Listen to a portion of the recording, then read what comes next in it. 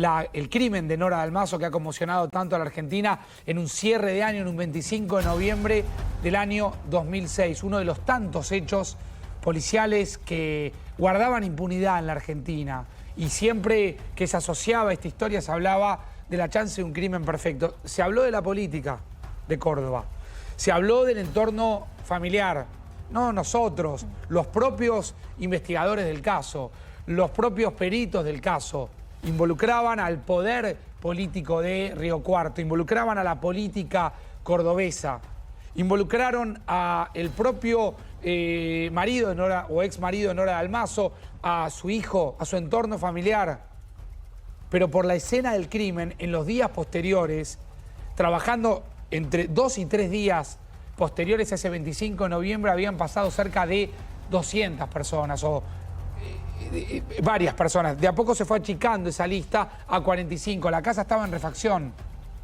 Y a partir de ahí se trabajó con el propio FBI en el cotejo de los rastros genéticos encontrados en la escena de la muerte. Se llega a un rastro, se logra aislar un rastro genético de la bata que se presume tenía Nora Dalmaso la noche de su asesinato, su noche final, la noche del crimen, y ahí se empieza a cotejar. Pero el problema es ahora el paso del tiempo. Pasaron 18 años de la muerte de Nora Dalmaso. ¿Prescribe el delito?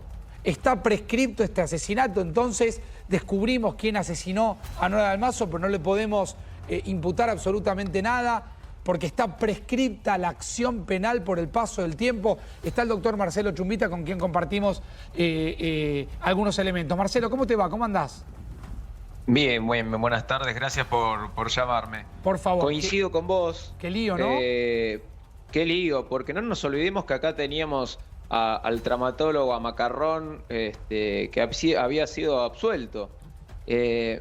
Y ahora tener esta noticia es como demasiado impactante, demasiado extraño, ¿no? 18 años después, a mí me suena más y me va a quedar como que podría ser un alivio para la familia, pero no que la justicia pueda hacer su efecto real, ¿no? Claro. Ahora, dar una pena. Marcelo, ayúdame a explicar, yo algo recién expliqué sin mucho tecnicismo, que supongamos, si el crimen de Nora Dalmaso fue el 25 de noviembre del 2006, ¿eso prescribiría a los 15 años?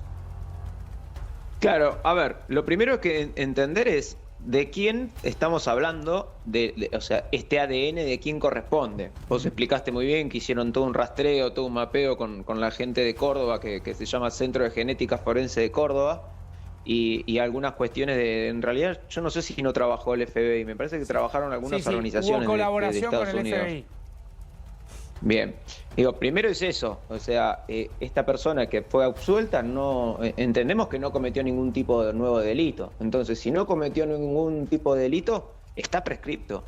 Porque el paso del tiempo, vos lo dijiste exactamente, hace que nosotros tengamos, en nuestro ordenamiento también es una cuestión de darle seguridad, porque si no, cualquier persona podría ser constantemente juzgada una y otra vez. Claro. Entonces, la primera parte que tenemos que entender es que ya hubo un juicio, ¿sí? Recordemos que ya hubo un juicio, que tuvo un veredicto, que fue absuelto este señor Macarrón. Listo. Ahora, tenemos una nueva prueba. Entonces, sobre esa prueba es donde estamos trabajando. Y me parece que es ahí donde el problema que tenemos... Y que todos los medios ahora están poniendo, y ustedes muy rápidamente pusieron el ojo, es sobre esta prescripción. Claro. Yo insisto y coincido que pasó el tiempo en el cual el tipo de delito yo puedo juzgarlo. O sea, no hay manera que pueda volver atrás. Quiere decir, Bársola va a caminar por la calle. Sí. Insisto que me parece que el trabajo del fiscal va a ser encontrar si tiene alguna causa. Claro, porque si no mal recuerdo, Marcelo, si no mal recuerdo, hay algunos presupuestos que interrumpen la prescripción. Uno es si comete otro delito. Habrá que ir a buscar eso. Exacto. Otro hay que ir a buscar eso. Otro es si hay una solicitud de extradición por el delito que estamos hablando, que en este caso no hay nada de eso porque no existe ese análisis. Pero por otro lado, en la primera declaración, lo que pasa es que se tiene que tratar de una declaración indagatoria, no testimonial. Claro, exactamente. Bueno, y lo dijo recién Torres también muy claramente. Hay varios actos que interrumpen, vos lo explicaste perfecto. El primero es el haber cometido otro delito y la segunda es haberlo llamado a una declaración indagatoria. Nada ¿Qué de es eso esto? sucedió, creemos. Que el fiscal... No, porque el fiscal hasta ahora no tenía elementos. Y vos para sentar a alguien, para quienes nos están viendo y escuchando, es sentar en lo que decimos en el banquillo de los acusados. Tenés que haber juntado prueba. No es tan simple el fiscal creer que puede ser culpable y entonces lo acuso. Tengo que tener pruebas y hasta ahora no había pruebas. Entonces la prueba llega tardía, no hay manera de que yo lo pueda sentar ahora. Por lo menos... Sí. Sí, Marcelo, digo, la prueba llega tardía y cómo se lo explicás a la familia que vos le querés decir, mira, por lo menos encontramos un nombre para culpar y que vos puedas cerrar esta historia. ¿Cómo le justificás 18 años? Bueno, creo que hasta, me parece, corríjanme ustedes, el fiscal lo dijo, que era una cuestión más de llegar tardíamente a darle como un alivio a la familia, pero no más que eso. A mí me parece que es este nuevo sabor a poco que nos deja, y no es por englobar, no es por meter a todos en la bolsa, pero que muchas veces en estos casos tan resonantes nos termina dejando un sabor a poco la justicia argentina. Claro, claro. Bueno, esa es la reflexión que hacíamos antes, ¿no? Es decir, en el medio del análisis de un caso que parece infinito o que empieza a terminarse, uno se empieza a preguntar por el funcionamiento de la justicia. Pasaron 18 años, si esto se hubiera manejado, este es el sexto fiscal, si se hubiera manejado de otra manera seguramente no estamos hablando de esto, ¿no? Sí, perdón. Por ahí tal vez agilizar, y traigo el caso Loan, lamentablemente, digo agilizar y poner mucho trabajo en los equipos forenses. No puede ser que no tengamos equipos a la altura de otras fuerzas de otros países, ¿no? O sea, que tardan tanto tiempo en poder cotejar un registro de ADN. Sí. El tema es como reflexión, o sea, uno piensa la mayor parte de los casos tan emblemáticos de la Argentina terminan en no resolución y terminamos muchas veces, no es este el caso creo, haciendo la investigación de la investigación de la investigación, donde lo único que terminamos teniendo es como un perro que se muerde la cola, lo único que se hace es investigar por qué no se llegó al resultado final de conocer quién fue el culpable. Lo que pasa es que a veces en las investigaciones, a ver, no sé, todos dijimos que la investigación fue deficiente, de hecho 18 años pasaron. Sí. En el caso de García Belsunce, igual. Así como en otros casos. Pero en otros que parecía muy difícil, al revés, ¿no? Ángeles Rawson. Ahora, en muchas partes del mundo, a veces, por ejemplo el caso Madeleine, hay una pista, pero después de no sé cuántos años, a veces se resuelven casos con pistas insólitas. El investigador tiene que, para él no ser algo insólito, sino tiene que ser algo concordante con la investigación. Por ejemplo, un rincón, un borde, un qué sé yo, que cualquiera de nosotros no lo tomaría. Ahora, si es como dice Raúl Torres, que encontraron una huella genética, siendo justamente un mapeo y demás, en esa muestra genética que todavía no la podían determinar del cinturón de la bata de Nora Dalmazo, llegan 18 años después. Yo podría decir, es una investigación deficiente. Ahora, en otra parte del mundo, ¿esto sería lo mismo? Porque vos para determinar, por ejemplo, una muestra genética, no es inmediato. Esto lleva un proceso. El laboratorio suele... Llevan aparatos muy especiales. Suele demorarse. Y a veces se demora muchísimo también, ¿eh? Yo por eso me gustaría hablar con el fiscal, para ver qué es lo que le dijeron a él. ¿Por qué se tardó tanto? ¿Por qué este fiscal lo encuentra y los otros no? Sí. Porque se habló, ¿te acordás que en su momento, Marcelo, se habló en su momento que estaban tapando a alguien del poder o de mucho dinero? Sí. Qué buena memoria. Ahora, qué buena memoria. Me parece ahora tapar a un plastificador, un parquetista, me resulta extraño, ¿no? A ver, a mí lo que me están también terminando de confirmar es que el propio Bársola había declarado 6 veces en la causa. Sí. Y que Marcelo Brito, ¿recuerdan ustedes? Marcelo Brito, el primer abogado de la familia, que hoy está ya retirado del caso, y creo que entiendo de la actividad, le mandamos un saludo grande, lo venía marcando, lo venía señalando hace mucho tiempo como un presunto sospechoso, porque era uno de los que había estado allí en la escena del crimen. Es muy llamativo. Marcelo, un abrazo grande. Abrazo a todos, gracias por contactarme y bueno, que la gente que nos ve y escucha no se quede con ese sabor. Yo lo digo simplemente porque estos casos enigmáticos parecería que no se resuelven. Totalmente. Gracias. Marcelo, un abrazo. ¿Quién mató a Nora Dalmaso? Es la pregunta que emerge por estas horas. Hay 2 pruebas de ADN que lo acorralan, que lo incriminan a un nuevo sospechoso, a un nuevo viejo sospechoso. 6 fiscales pasaron, 18 años, 3, 4 hipótesis, incluso algunas muy disparatadas. Recién un poco Raúl daba cuenta de aquello. Se analizaron rastros genéticos de mucha gente, 45 muestras de ADN. Se logra aislar un rastro genético encontrado en la bata que utilizaba Nora Dalmaso. Y de ahí se vuelve a realizar el cotejo. Se le dio en su momento intervención al FBI, no fue suficiente. Trabajaron los organismos que habitualmente trabajan barriendo rastros genéticos en Córdoba y no habían podido descubrir lo que ahora, repetimos, Javi, 18 años después, vuelve al centro de la escena. Un caso que, como el de María Marta García Benzunce, entre otros, ha marcado un capítulo en la historia criminal argentina, sí, para los investigadores. Este caso también se trata en muchas de las universidades donde se estudia criminalística y Javi, abogacía, ¿no? A ver, vos obviamente seguís mucho más estos casos, pero vos antes decías, bueno, hay casos donde sí se llega a un resultado. Daría la sensación que son los menos, que en la mayor parte de los casos, obviamente los casos mediáticos, ¿sí?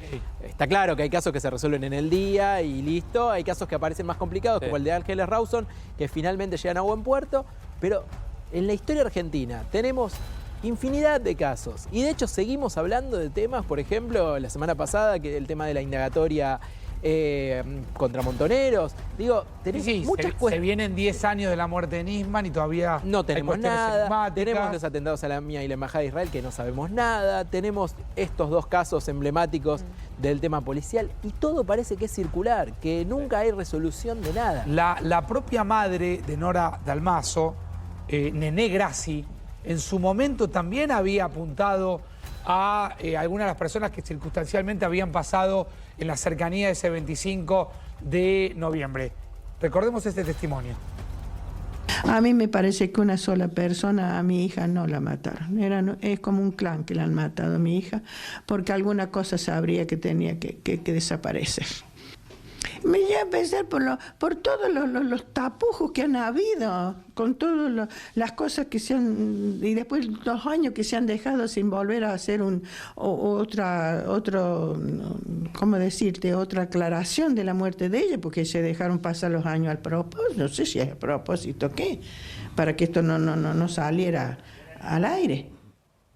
Bueno, eso decía esta señora Delia Grassi, conocida como Nené, una mujer muy conocida allí en esa zona de Córdoba. Murió en el 2022, a los 90 años, sin poder saber en efecto quién había asesinado a Nora Dalmaso.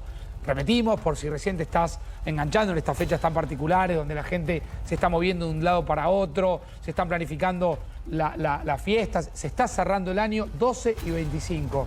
Un crimen que conmocionó al país, que está pegando un giro completamente inesperado. Después de 18 años, después de haber apuntado contra el marido, contra el hijo, contra el entorno, después de que se habló mucho de la política cordobesa, del poder de Río Cuarto, el 6º fiscal de la causa llega a determinar que uno de los circunstanciales trabajadores de la casa, que había ido a hacer justamente el pulido del parqué, sería el asesino de Nora Dalmaso. Es este hombre que se llama de apellido Bársola, que se llama de nombre Roberto y que declaró 6 veces en la causa. Claro, declaró como testigo. Mírenlo atentamente, escúchenlo atentamente, vean su gesto, su rostro, a ver qué piensan. ¿Entrenar a Dalmazo y Marcelo Macarrón? No, nada. Nada, porque nunca vi nada. No. ¿Es cierto que tu patrón te dijo que pensaban que los periodistas estaban ese día en la casa ese domingo porque había ganado un torneo de golf, Macarrón? Sí. ¿Está siguiendo el juicio usted? No, trabajo en el campo, así que no.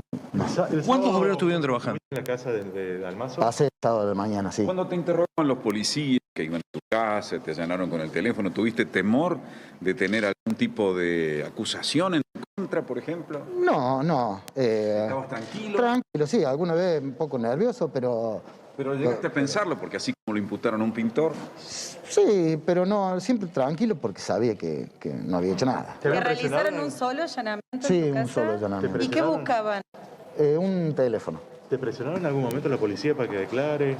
No, normal. O sea, no así presión, pero sí. ¿Ese sábado cuánto tuviste esperando a González, a tu patrón? 10 minutos. ¿En ningún momento tocaste timbre? No, sí, lo que menos quería hacer era trabajar. Así que esperaste allí en la puerta de la casa unos minutos y luego te fuiste. Sí. ¿Y declaraste que tocaste timbre para cubrirte con tu jefe? Claro, sí, como que no había nadie. Ya tenía el mediodía paga. ¿A vos te sorprendió que imputaran a un pintor, en este caso Gastón Zárate? La verdad que no sé, porque no sabía si ellos lo conocían, el tiempo que había estado. Nunca quise saber tampoco. ¿Te tocó volver a trabajar a la casa después? Sí, después volvimos. ¿Y cómo fue ese momento? Y normal, de trabajo normal. ¿Cuándo y cómo te enteraste del crimen de Nora? Mi patrón me contó. ¿Cómo era Nora? No sé, la vi una sola vez ahí. ¿Pero cómo no trato con ustedes? Es que no trataba con nosotros. Patrón se hablaba siempre con Marcelo. Solo sabés que te reprochó por el polvillo. Por el polvillo, sí. Ajá. Sí, pero nada más. Pero te lo dijo bien. Sí, porque no había otra forma de hacerlo. Claro.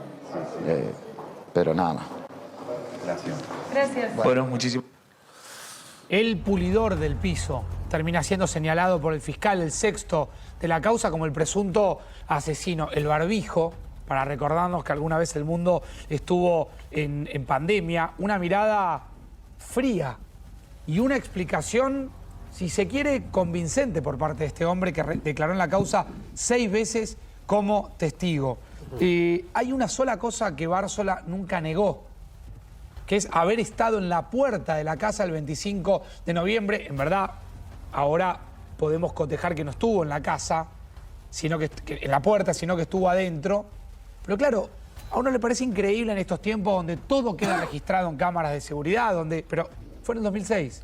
La tecnología ha avanzado mucho, si bien ya había tecnología, por supuesto, de cámaras de seguridad, las que habitualmente tienen, él nunca negó haber ido ese día. El tema es... Pero dijo que había estado en la casa, que tocó el timbre, que no había nadie, que esperó 15, 10 minutos, que él ya tenía paga la jornada laboral porque el empleador o el hombre que lo había convocado, el patrón le había pagado, pero todo hace indicar que este hombre estaba adentro, no afuera de la casa. Claro. ¿Dónde encontraron las muestras? En piso y en la ropa.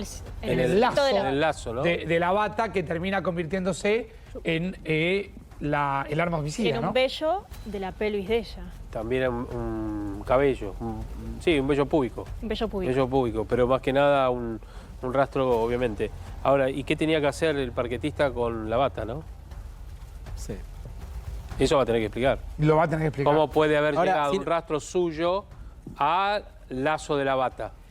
Si nosotros muchas veces hablamos del crimen perfecto, esta situación que estamos viendo y no esta existe descripción, bueno, un presunto. No, te digo porque es una realidad que muchos lo piensan. El crimen perfecto no existe, existen, ¿sabes qué? Las malas investigaciones. Ahora, es raro tanto tiempo y que no se puede descubrir. No estamos hablando de un hombre ultrapoderoso que pueda generar toda la cuestión y limpiar todos los rastros. Digamos, ¿no? Y por otro lado, otra pregunta, ¿no? Más allá de que se habla de un convenio con una universidad de la Florida, ¿cuál sería el cambio o el salto tecnológico que permitiría que esto se descubra ahora y no antes? Es una pregunta. Capaz que hay alguna respuesta. No, haber podido aislar el rastro en el lazo. en el lazo de la bata. Pero eso Esperame, no lo podías un hacer minutito. antes. Preparame, le pido a Noé, nuestra productora, el comunicado del Ministerio Público Fiscal de Córdoba para repasarlo, porque ahí hay elementos interesantes. Les contamos que esto está sucediendo prácticamente en vivo.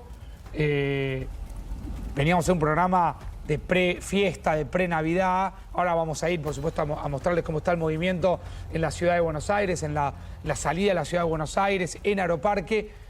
Pero esto verdaderamente nos sorprendió, ¿sí? Estamos hablando de una causa que estaría, de un delito que estaría, una acción penal, para ser más precisos, que estaría prescripta por el paso del tiempo, con lo cual, si se determina que Bársola efectivamente es el homicida, la justicia no va a poder aplicarle un castigo, no iría preso, porque el delito está prescripto por el paso del tiempo, salvo que el Ministerio Público Fiscal pueda descubrir que Bársola cometió algún otro delito. Eso interrumpiría justamente el plazo de prescripción. Es que si está prescripto no lo pueden juzgar. Claro. No se puede llegar a juzgar. Perdón, de un caso que ya fue juzgado, Javi. Que ya fue, claro, Sí, porque estaba imputado el esposo de Nora Dalmaso, Marcelo Macarrón. Entonces, bueno, ¿se acuerdan del caso Jay Mamón? Sí. Lucas Benvenuto. Lo mismo.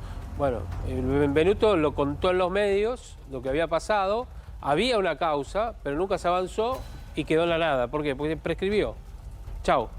No hay vuelta. No es culpable porque la persona denunciada, sí, porque no se puede hacer una investigación. Ya te doy, Mechi. Yo insisto con el comunicado. Esperámelo, tenelo ahí preparado, la escucho a Mechi y lo ponemos. Porque en el comunicado ya se habla de una citación a declarar.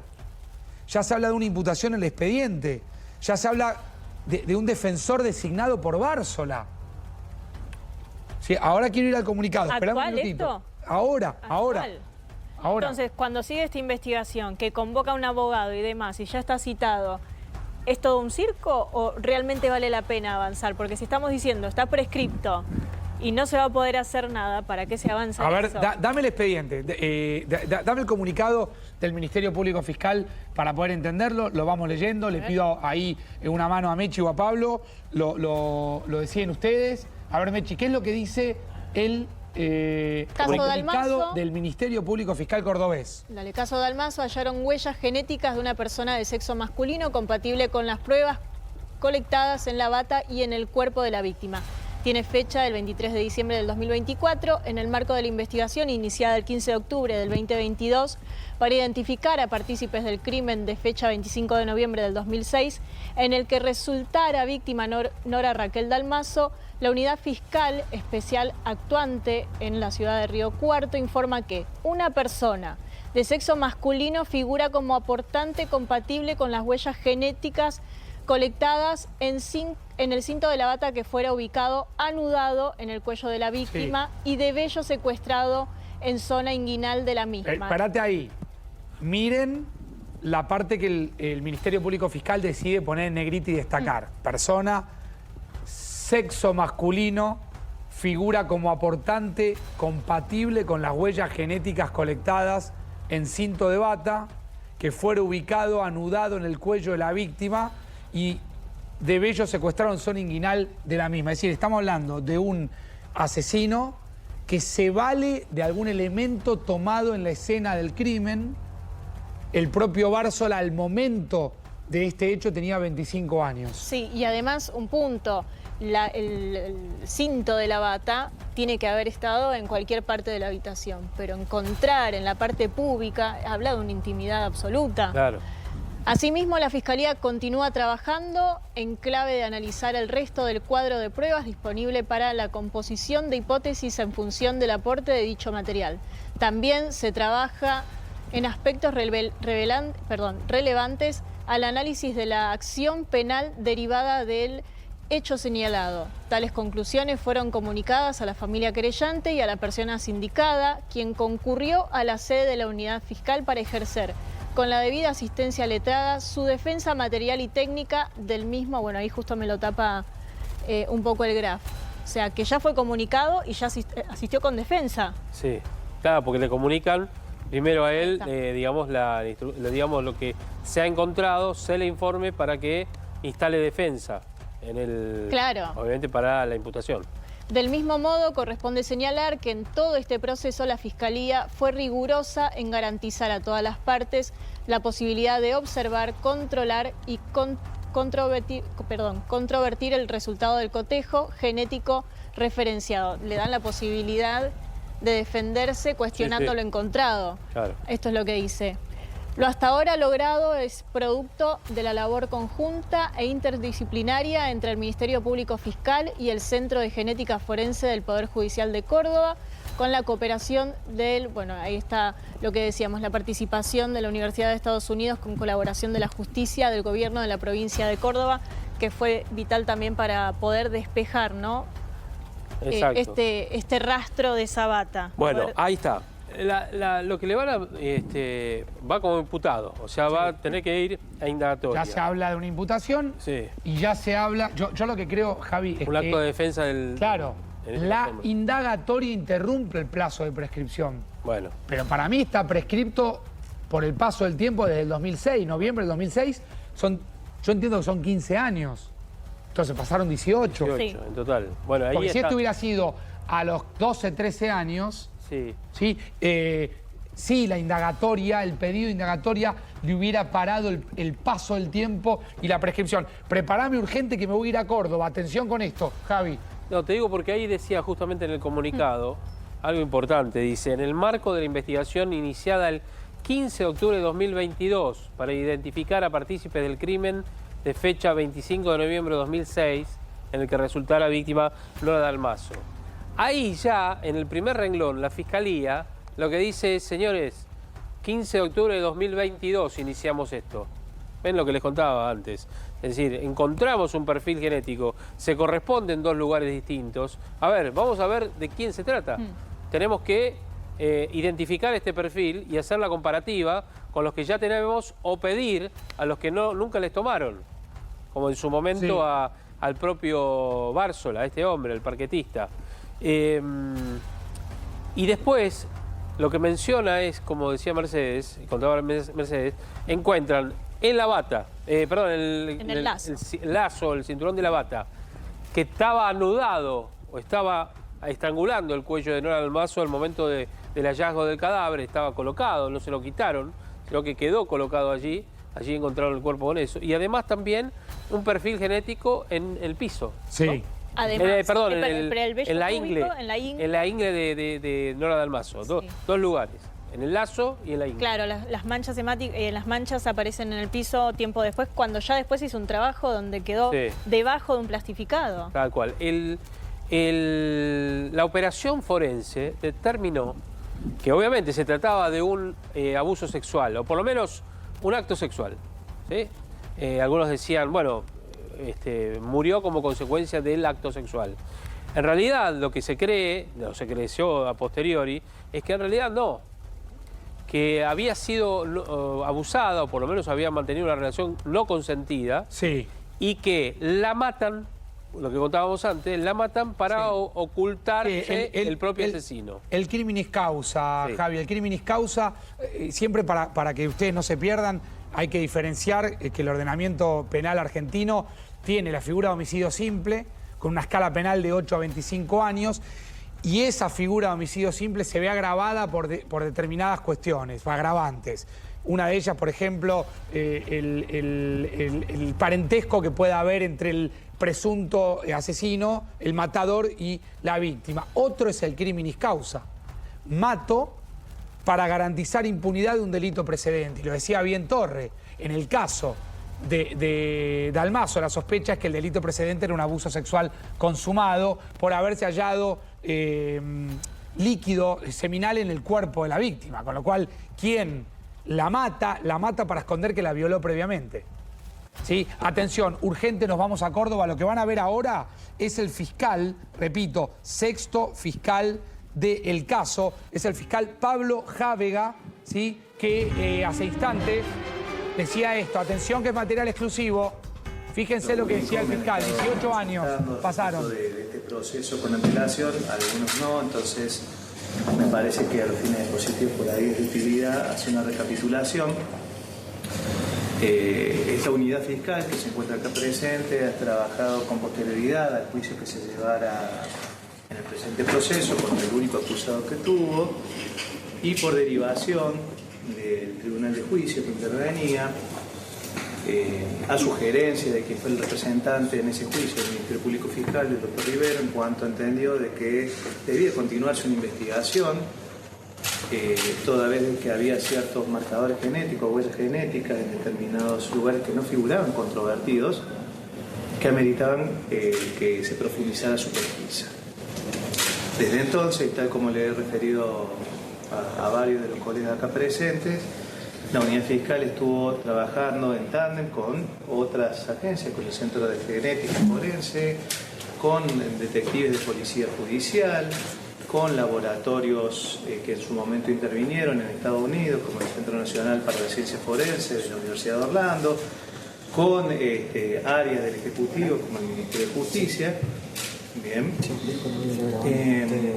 Y en el marco, digamos, de esta investigación se le había transmitido que la primera parte que íbamos a trabajar era este barrido o mapeo genético en clave de intentar ubicar a quién pertenecía o quién podía ser el aportante de las huellas que figuraban como desconocidas en el cinto de la bata que fue ubicado en el cuello anudado de la víctima.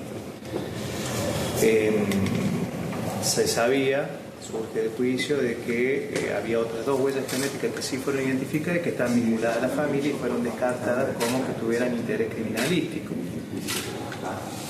Del desarrollo de esta investigación interdisciplinaria se ha logrado determinar recientemente un impacto compatible, como se dio hoy a conocer en el parte de prensa, respecto de una persona mayor de edad, masculino, que dio compatibilidad con el haplotipo que estaba remanente en el cinto de la bata. Con ello se le dio participación a esta persona, se la convocó para que propusiera defensores al quedar sindicada, toda vez de que en virtud de la cantidad de muestras que se habían colectado y que no figuraba una hipótesis de licitud como justificante, entonces se le dio participación en clave sindicado para que pudiera conocer cuáles eran los elementos que tenía en su contra y pudiera formular un descargo, el cual prefirió reservarse, digamos, de tenerse declarado. Asimismo, también se le permitió, por supuesto, también a la familia querellante y a esta persona señalada participar en las pericias de cotejo genético, tanto de lo que es la huella genética en el cinto, como así también lo que era otra muestra que no había sido cuestionada, que surgía como indubitada dentro del proceso, que era un pelo que se había secuestrado en el momento de encontrarse la víctima en la zona de la ingle.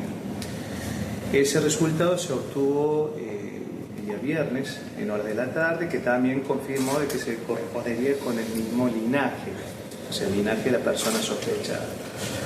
De suyo, digamos, que se emitió el parte de prensa a través de que se verifica, digamos, una compatibilidad genética tanto en las huellas que no se conocían a quién pertenecían en el cinto de bata como respecto del pelo en la zona pública de la víctima. Todo esto ha sido informado a la familia, ha sido informado a esta persona en aras de, digamos, de poder garantizar el derecho de defensa. Y bueno, como correspondía también era acompañarles acá a prensa, digamos, los avances que se han estado teniendo en relación. Doctor, ¿es una persona que había trabajado en la casa de la víctima? Sí, bien. Se está relevando, digamos, el extenso cuadro probatorio, pero sí, digamos, el señalamiento que tenemos es que esa persona en la semana previa estuvo prestando la... ¿Va a dar el nombre, doctor, de la persona? El nombre creo que ya ha trascendido. O sea, ¿podemos confirmar de quién se trata? Si usted me lo señala, yo lo confirmo. ¿Roberto Bárzola, tal vez? Roberto Marcos Bárzola. ¿Hay una imputación? Hay un sindicamiento a tenor del artículo 80 del Código Procesal Penal. ¿Tiene antecedentes, Bárzola? ¿Cuál es la imputación? Imputación es abuso sexual seguido de muerte. Doctor, ¿puede quedar detenido esta persona? ¿La causa prescripto? ¿Cuál es el futuro de esto? Estamos justamente en esa etapa, habiendo, como le había comentado a otros colegas, primero era ver de determinar quién podía ser el aportante, segundo, si había alguna hipótesis de ilicitud o no, surgía sospecha, y si se daba ese escenario de sospecha, lo que hay que analizar es una cuestión vinculada al análisis de vigencia o no de la acción penal.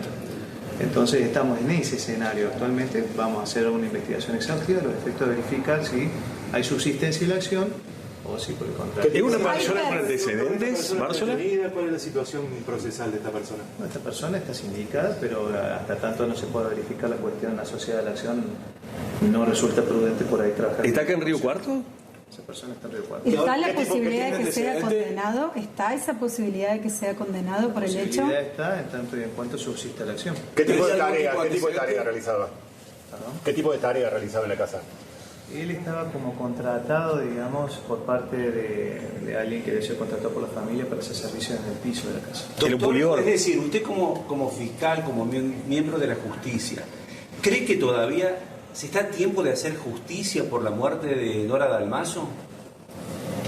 A ver, esa es una respuesta que podría tener múltiples respuestas. Estamos trabajando como desde un comienzo con una actitud muy perseverante de todos los involucrados, aún con conocimiento de este alto pronóstico que podría darse de prescripción, pero siempre con la convicción de intentar darle una respuesta a la familia. Básicamente el motor de trabajo de los integrantes que acá me acompañan, del Centro de Genética Forense, de los detectives y de todos los involucrados, fue intentar dar una respuesta a la familia que, bueno, dependerá de ellos si...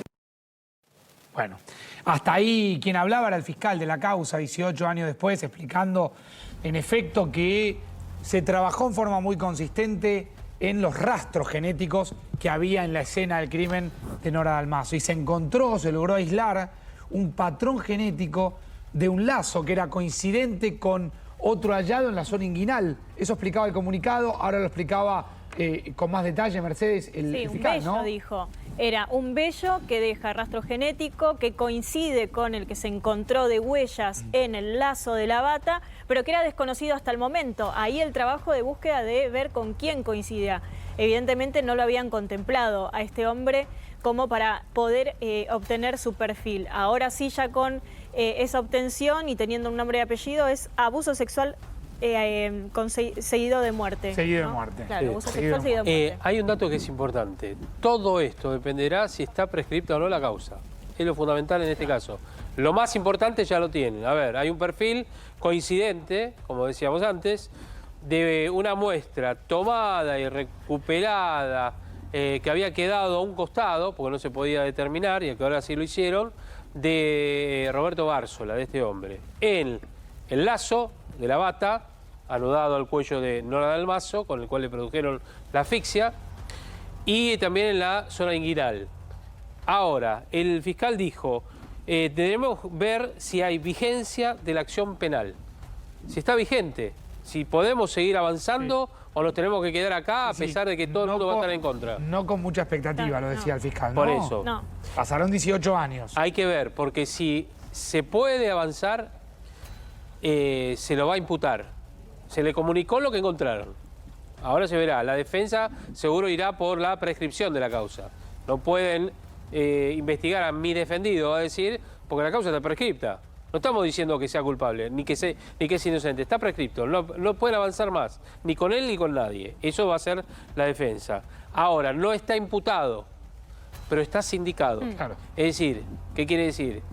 Que no está acusado todavía. Pero hay un dato que lo marca.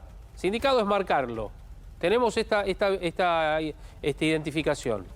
¿Qué hacemos? Y esto es lo que está esperando la justicia en Córdoba. Bien. Sí, en la explicación del fiscal sigue sin quedar claro por qué se tardó tanto tiempo, por qué no lo encontraron antes, teniendo en cuenta que parecería ser una prueba muy a la vista. Es verdad, habrá cuestiones tecnológicas que resolver, pero el fiscal no lo explica, incluso le preguntan, ¿es posible hacer justicia? Y mira para abajo. Ya me parece que no la ve que esto pueda ser finalmente encontrado y juzgado a esta persona presuntamente culpable. Yo entiendo que la causa está completamente prescripta, pero bueno, esto que marcaba Javier, es decir, es un mensaje que la justicia está dando... A la propia justicia. A la propia justicia. Claro. De que pudiendo incorporar tecnología y haciendo las cosas de determinada manera, no quede la idea en la sociedad, porque sí, esta es una idea que sobrevuela Mercedes, Javi, Pablo, y muchas veces cuando estamos en etapa de escenario electoral o preelectoral, emerge la idea de un país que no tiene justicia o que tiene una justicia lenta, que en definitiva no es justicia, o una justicia boba. Entonces proliferan los casos, como decías vos, Pablo, hace un ratito, innumerable cantidad de casos que son sinónimo de impunidad o de confusión, casos que parecen infinitos, que aparecen desde el minuto cero diseñados o porque el asesino actúa de determinada manera, o porque la justicia, o porque la policía, o porque el poder político, o por lo que sea, aparecen diseñados como casos que en efecto nunca se van a poder resolver, casos infinitos.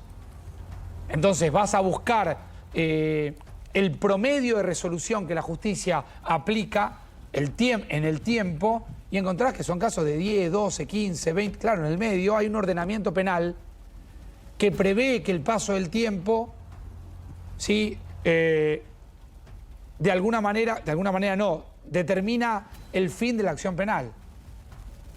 El fin de la acción penal termina, por ejemplo, cuando el sospechoso muere, con la vida del imputado, pero también por el paso del tiempo, no hay acción penal. En este caso, incluso más, hubo un juicio oral y quien estaba sentado en el banquillo de los acusados, que fue absuelto, fue el propio Macarrón. Claro, lo absolvieron, porque cuando cotejaban las pruebas directas, pruebas científicas, como es un ADN y no una prueba indiciaria, le daba que no tenía relación el cotejo de la muestra ofrecida por el propio Macarrón y el cotejo que hacían de las halladas en la escena del crimen.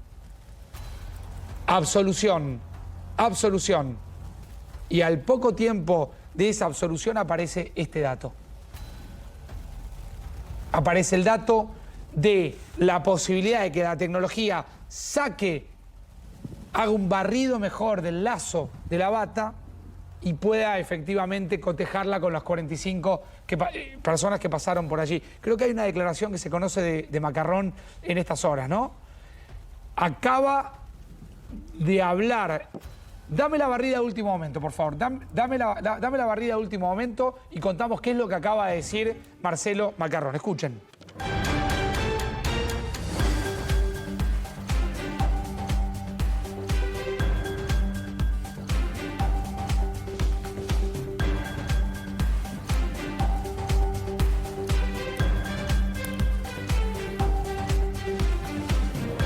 La información es de último momento. Acaba de hablar Marcelo Macarrón. Macarrón, este hombre que van a ver en pantalla, acaba de decir: estoy muy emocionado y contento. Reiteramos, acaba de hablar Marcelo Macarrón. Acaba de decir: estoy muy emocionado y contento de que podamos, como familia, saber la verdad después de un gran sufrimiento y de la persecución judicial. Después de 18 años, no es poco. Acaba de hablar Macarrón, Mechi. Bueno, esto es un poco lo que marcaban también los fiscales, ¿no?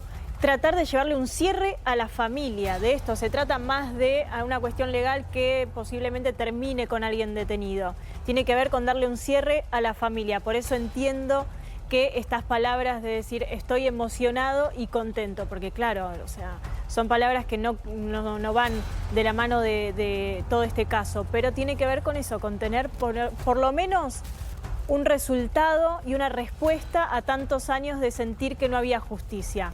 Después, por supuesto, hay que seguir investigando, hay que analizar verdaderamente que sea el asesino, pero por lo menos para esa familia empieza a haber un avance. Me parece que se trata de esto, lo que acaba de decir el ex marido de Norita Dalmazo, el viudo, a través de sus palabras. Imagino que lleva eso, ¿no? Recordemos que se sometió en su momento Javi a un juicio oral, que le investigaron, que le pidieron ADN. En el momento del crimen él tenía la coartada de haber estado fuera del país. ¿Te acordás en un torneo? Marcelo Macarrón, en sí. Punta del Este. Sí, estaba en Punta del Este, se había ido antes. La primera sospecha era que él había armado todo para y que la maten. Se había ido para no quedar pegado con la Se empezó a investigar automáticamente la idea de un crimen por encargo. Exacto. Después quedó obviamente descartado. Nora Dalmaso volvió de... Ella había salido con las amigas esa noche y volvió a su casa, ahí del country, y ahí fue atacada. Es decir, si es esta persona, lo que creen, ahí me están diciendo, lo que sospechan es que podría haber tenido alguna puerta de acceso a la vivienda o haber dejado alguna entrada, algún acceso sin llave, de los que no se utilizaban demasiado, de esa vivienda para poder ingresar en la noche. En otras voces indican que lo habría encontrado afuera a él y abusó de su confianza para obtener alguna herramienta que se había dejado o algo por el estilo. Todo esto es parte de la investigación, las suposiciones, ¿no? Porque ahí en ese lugar por lo menos no había cámaras de seguridad que pudieran determinar la presencia de otra persona. Yo repito, le quiero poner mucho énfasis, como decía Pablo, preguntarle al fiscal, o a alguien de la justicia de Córdoba, qué pasa con el tema de la prescripción allí en Córdoba. ¿Qué pasa con un caso con estas características? No se lo veía muy animado le hacen esa pregunta. Por eso, porque dio las 3 opciones y dijo que por ahora está sindicado. Pero no lo pueden imputar porque tienen que primero definir la situación vinculada a si prescribió o no la causa. Yo igual me parece importante también ir por 2 carriles. Por un lado está el carril judicial, que es el de la prescripción, si se puede o no se puede. Y después, en algún momento tenemos que saber por qué pasan estas cosas. ¿Por qué se tarda 18 años en esto? Sí. Y esto el fiscal no lo explicó, no lo explica el comunicado y no lo explicó el fiscal en un discurso que duró buen rato. Sí. Y no dice, bueno, lo que pasa que ahí todavía no estaba la tecnología en el año que fue asesinada Nora Dalmaso para poder rastrear el último rastro de ADN. No aparece esa explicación. ¿Es impericia de los que trabajaron hasta ahora? Y bueno, ahí estoy terminando de preparar un documento que le acabo de pasar a Noelia, la última foto de Bársola. ¿Dónde está este hombre, recordemos, acusado del asesinato de Nora Dalmaso? En minutos, cuando la tengamos, tiramos un urgente y la ponemos al aire. Estamos hablando de un hombre que al momento del asesinato tenía 27 años. Hoy tiene 45. 27 años al momento del asesinato, hoy tiene 45 y ya está la propia policía difundiendo una imagen de cómo estaría hoy Bársola. Dámelo urgente, por favor.